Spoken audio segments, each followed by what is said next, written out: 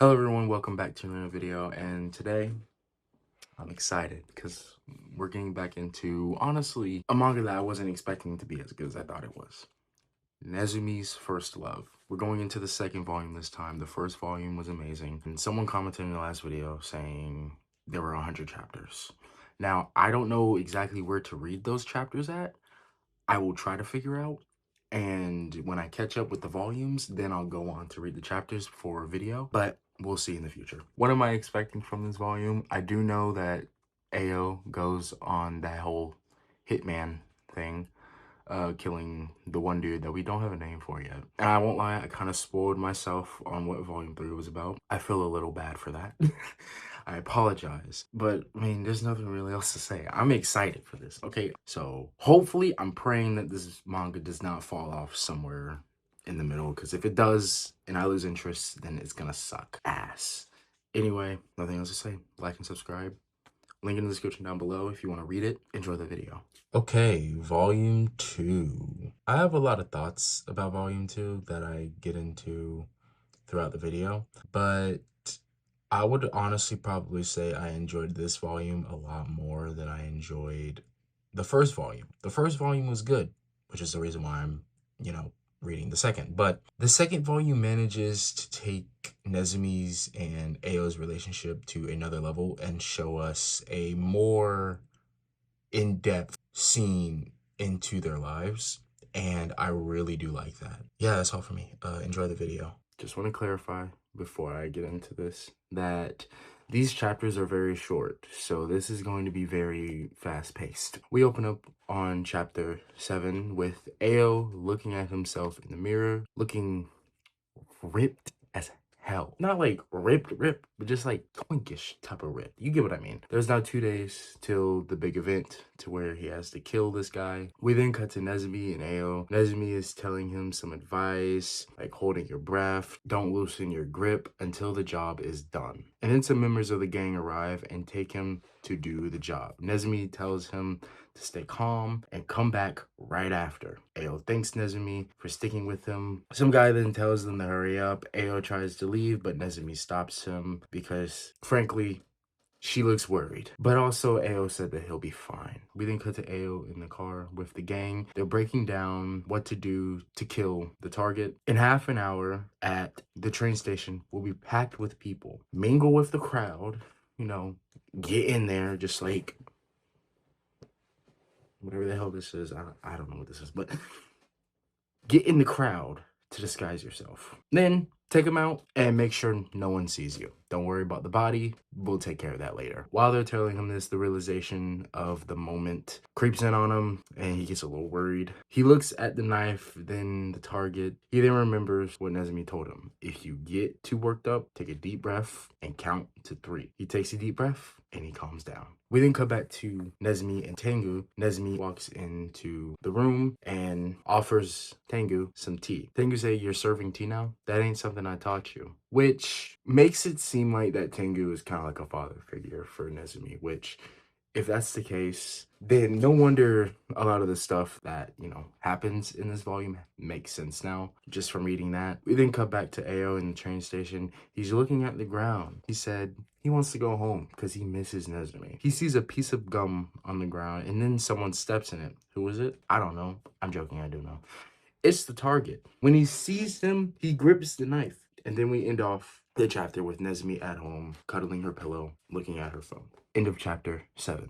Good start to the volume. I love that we're starting off literally like at the moment that this is happening. Moving on to chapter 8, closing in. Chapter 8 starts off with Ao and Nezumi at the park. Nezumi is teaching Ao how to stay in line to make the kill easier and feel more natural. They practice it, but they stop because Ao feels like a child. Honestly, you kind of are. Nezumi seems to get just a tad bit annoyed, because of her face, and she says, "Ao, come on." They do it again, and then we cut back to Ao at the train station doing what Nezumi taught him, staying properly in step. The panels switch between their steps and Ao's and the target's face. When I tell you,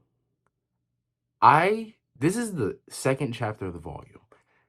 I felt so much tension in this point. My heart was actually racing, and I couldn't, like, physically, I could not close my eyes. I was locked in on this so hard because you don't know what's gonna happen, is what I'm saying. Like, you don't know.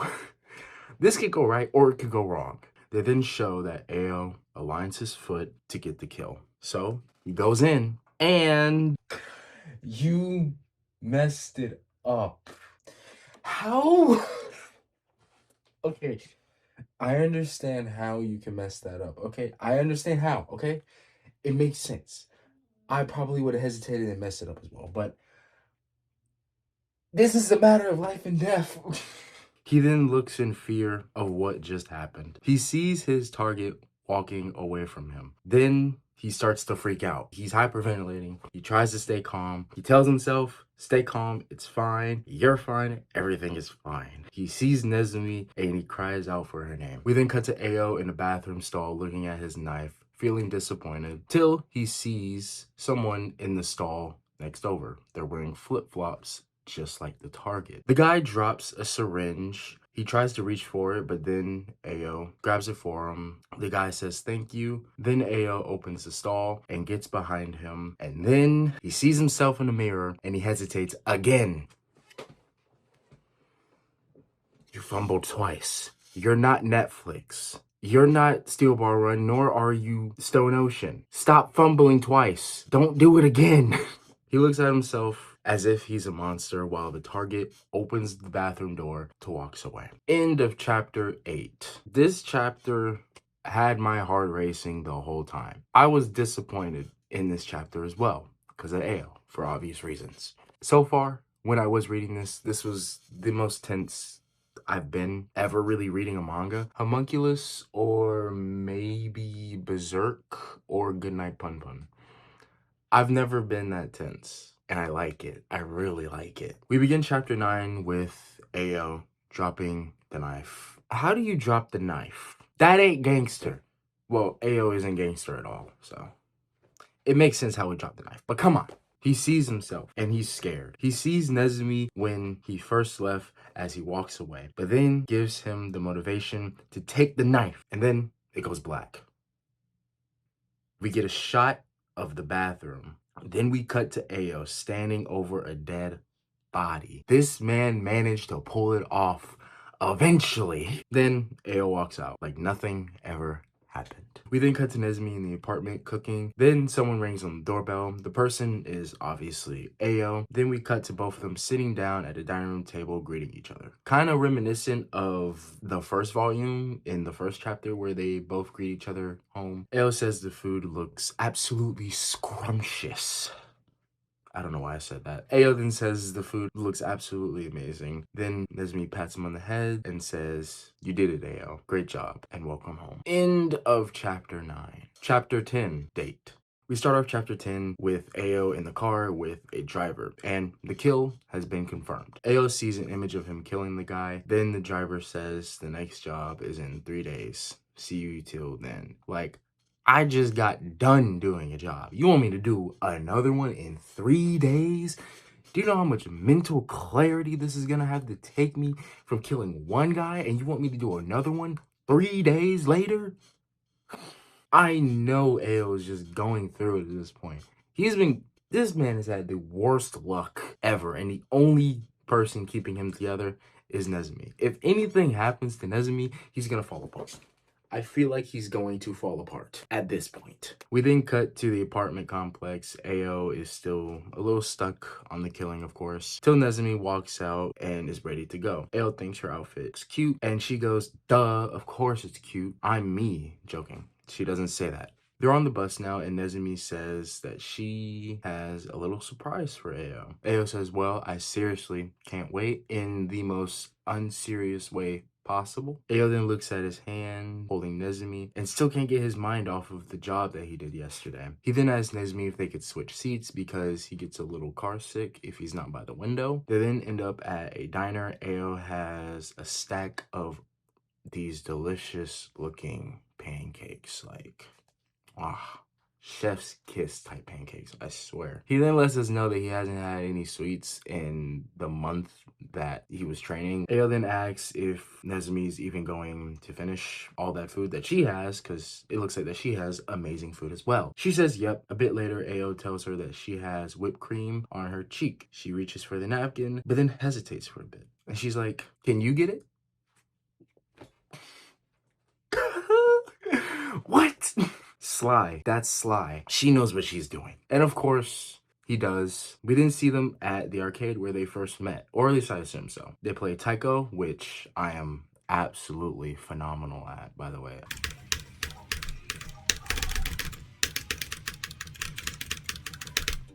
Perfect. Absolutely stunning. Absolutely phenomenal. Oh.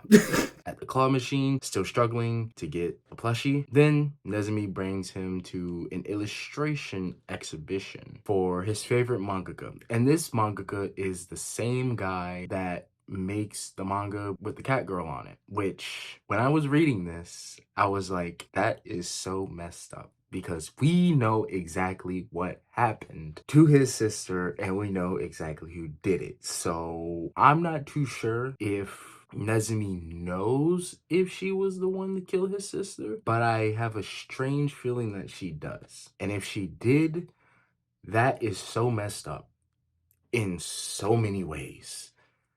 Why would you do that? Ao then says that he has no clue that this was even here. We then cut to them at dinner, and Nezumi tells Ao he has a piece of rice on his lips. Okay.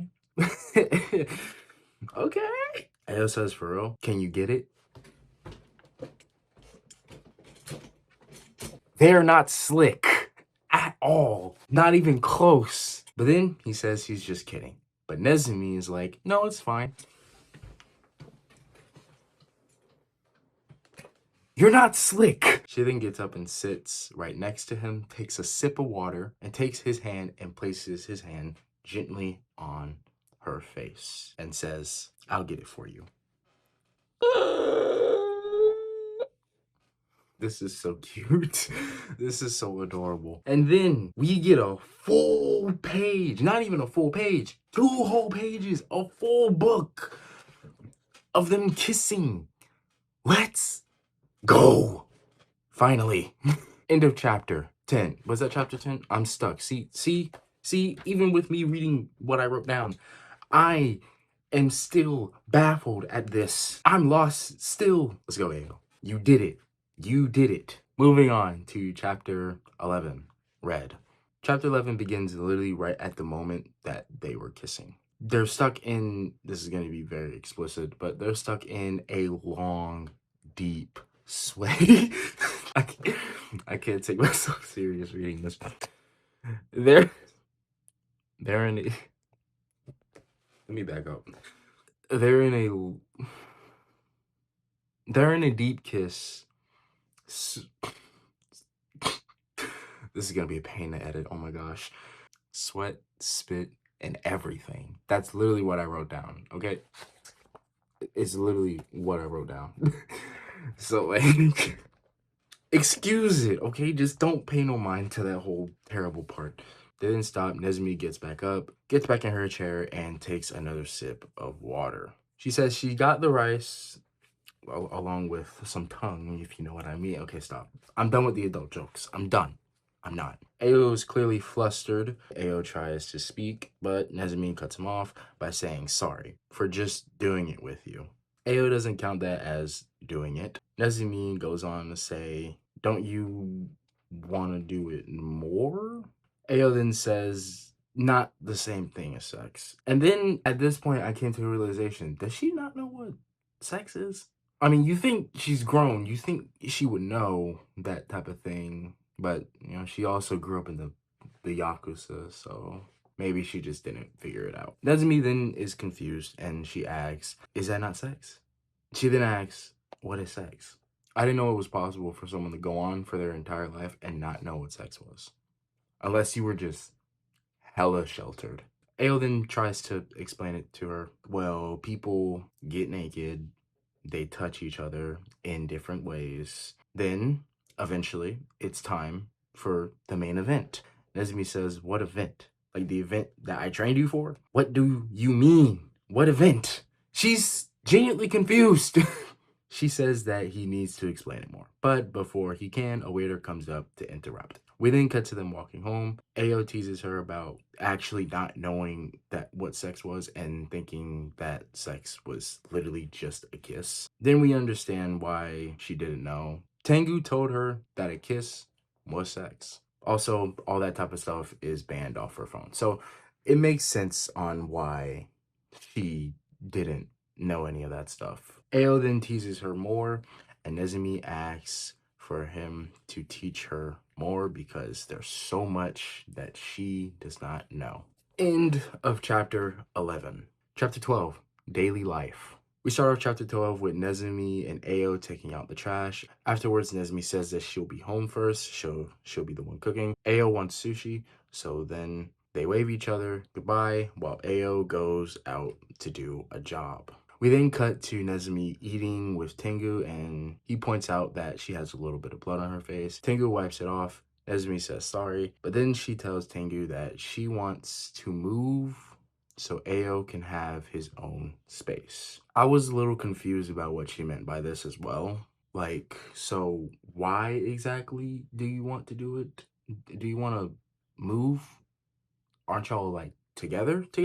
Or is it, or like, I don't get it. I'm confused. We then cut to Ao standing over a dead body again. Then we cut to a car. The driver says, "Get used to it." And then Ao states the way he looks at it is that he needs to help them. Then the driver goes on to say, "Thinking about it too much will only get in the way. Just focus on Nezumi and do what you need to do. Keep things simple." We then find out that Ao isn't Japanese, apparently. I don't know how that's going to be relevant to the plot, but I feel like that's going to be important. We then cut to Nezumi and Ao both sitting in front of the boss. The boss is assigning them jobs. Nezumi is assigned to kill a woman and a child, and then proceeds to tell her, "Sorry that you've been getting such hard jobs lately," but then proceeds to give Ao 3 people to kill in the same area at the same time and says, "I'm sure you can handle it." Nezumi looks in fear, and she protests that they should switch jobs because she doesn't think Ao can handle it. And honestly, neither do I. I do not think Ao can handle this. But then I think the boss tends to freak out a little bit and proceeds to yell, "Easier? You sure?" With the most deranged look in his face. I think this guy has a lot of mental issues. Then Ao takes her finger and moves it aside and says, "Thanks, but I got this." End of chapter 12. All right, so I'm in the middle of editing the video here, and I just want to point out one thing that I noticed. I really like this page, this whole like section here where Nezumi goes against what the what the boss says. And he just goes absolutely insane. Like, you can see their faces down here. They're like, did she just talk back to him? Like, what? Like, I mean, you got Ao over here saying, like, "Yo, you sure?" And then he just goes absolutely insane. Can this please stop? Anyway, like, "Easier? You sure?" That's our Nezumi. And continues to laugh. It shows so much about his character, and I really like it. Oh, that's okay. I really like it. Anyway, that's all I wanted to say. Chapter 13, The Park. We start off chapter 13 at a park. Nezumi is sitting on a bench watching a kid play with a ball. The ball then rolls over to her, and the kid makes eye contact. The kid then takes the ball back from her, but the ball ends up back over to her. Then they make eye contact again, but this time the kid looks a little mad. So this time Nezumi kicks the ball back, and then he kicks it back, and then she kicks it back as well, till it lands in the middle. They both look at the ball. The kid has a competitive look on his face, then runs and kicks the ball in the tree. He tries to get it, but goes to get another one. As the kid runs away, Nezumi calls someone The person on the other side of the phone says, "It's just about time, Nezumi." We then cut to the kid and the mom in their apartment. We then find out that this kid's name is Yosuke, but it doesn't matter because the kid goes to open the door and guess who's at the door? Nezumi. And apparently this kid and his mom are her targets. Wow. We then cut to Nezumi and Tengu in the car. Nezumi's leg is fidgeting. So Tengu says, "Stop." Nezumi says sorry and then asks her, "Is something wrong?" Nezumi says, "Huh? Sorry, I forgot." And we get an image of the ball in the tree. So far, I will say that there is a lot of subliminal stuff going on here, especially in this volume. Because there's still, even after finishing all this, there's still some things that I'm kind of confused about. Like, what does she mean by sorry, I forgot? Like, what does that mean? What does that have to do with her killing the kid and the mom? Like, I'm struggling to correlate how that attaches to anything, but it could attach to her past. It could attach to the fact that she probably knows that she killed Ao's sister. There's just a lot of stuff that it could be tied to that I am frankly still kind of confused, even though I'm pretty sure it's all going to make sense way later in the story.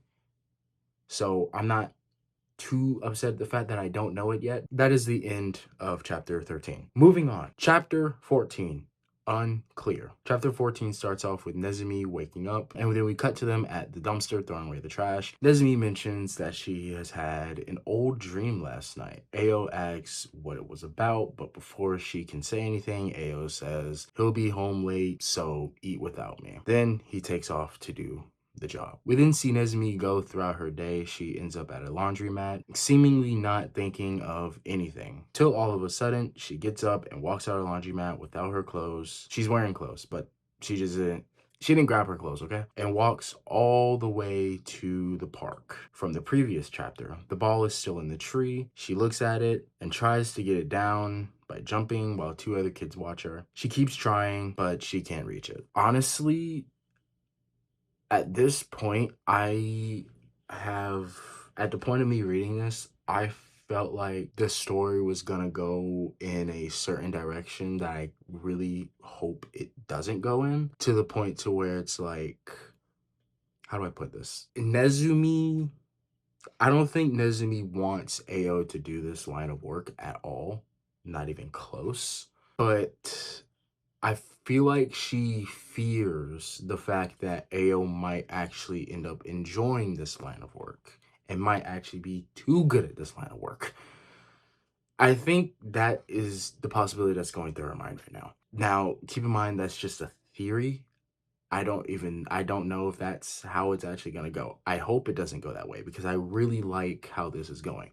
For the story, going that direction would be a major plot twist, but not going for that, but also going for it would also just kind of ruin the relationship that they have going on right now, which I have a few other theories about that as well that I might mention at the end of this video, so we'll see. We then cut to Ao finishing his job like it was nothing. He counts out the bodies until he sees a girl still alive and he counts her as 4. I'm not gonna say what I was thinking at that moment, but I'll say it at the end. Chapter 15, The Girl. We start off chapter 15 at the end of chapter 14. Ao is still facing the girl, and then he's reminding himself about what the driver says. It's a part of the job to take care of any witnesses. Kill anyone there who might have seen you. Ao grips the knife and the girl closes her eyes, and we cut to Ao in a car with the driver. The driver says, "That was quick." Ao replies with, "Yeah, you think so? I mean, it was fine." The driver looks back and says, "Oh yeah, nothing out of the ordinary, right?" Ao says, "Nothing at all." Ao then gets home and greets Nezumi at the door. He's really happy to see her. He asks if she brought the futons in. Then Nezumi goes for an abrasive hug and says, "There was no way I can sleep, you dummy." We then cut to them both sitting down in the living room, and we see that Nezumi managed to get the soccer ball from the tree. Just an amazing, nice, wholesome moment between the two. But then Ao says that he forgot to pay the phone bill.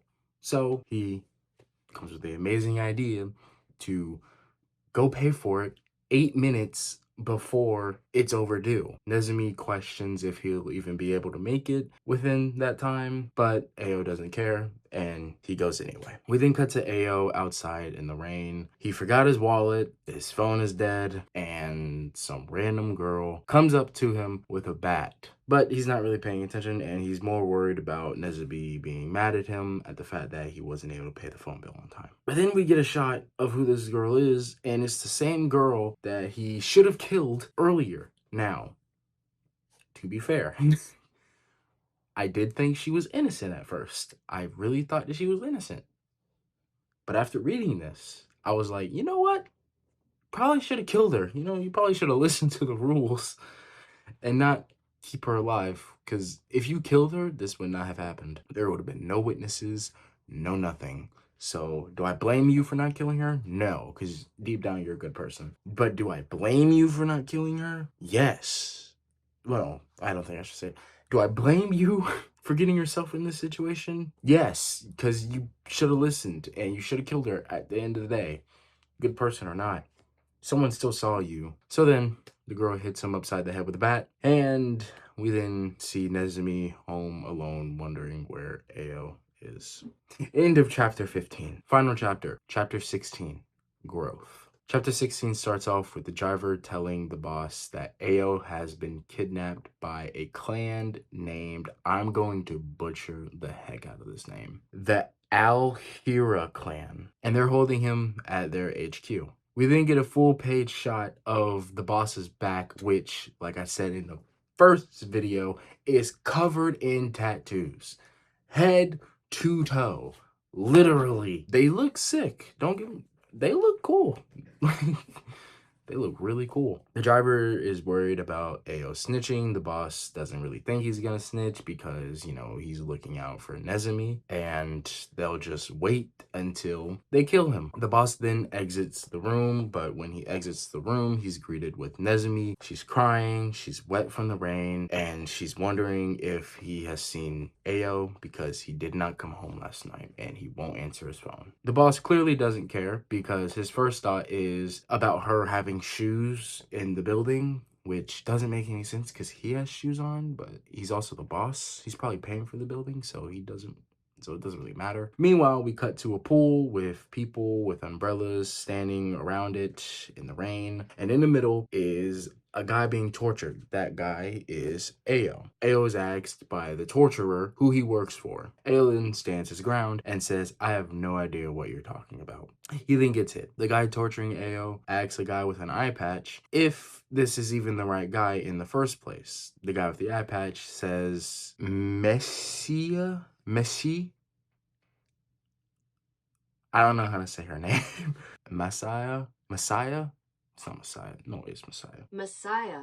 Oh, it is Messiah. Messiah says that she saw him. Messiah is the girl that ended up kidnapping Ao and is the girl that he should have killed in the first place. The guy doesn't really believe that Ao could possibly kill, but if this isn't our guy, then it doesn't really matter because we can just kill him anyway. But then the torturer goes on to say, like, well, Messiah is the one that kidnapped him. Shouldn't she be the one doing the torturing? Then Messiah flicks him off, and then the guy with the eye patch says, hey, have you ripped off his toenails yet? He says no, but when he tries to go to do it, he already sees that someone already got to him first, and that is a nod to when he was kidnapped the first time by Nezumi's clan. We then go back to Nezumi, the boss, and the driver, pretty much telling Nezumi to forget about Ao because she's better off without him. The boss goes on to say Ao made a mistake, and he gets what he gets. He did make a mistake. He was told the rules, and he didn't listen. The boss doesn't want her to do anything crazy, so just do what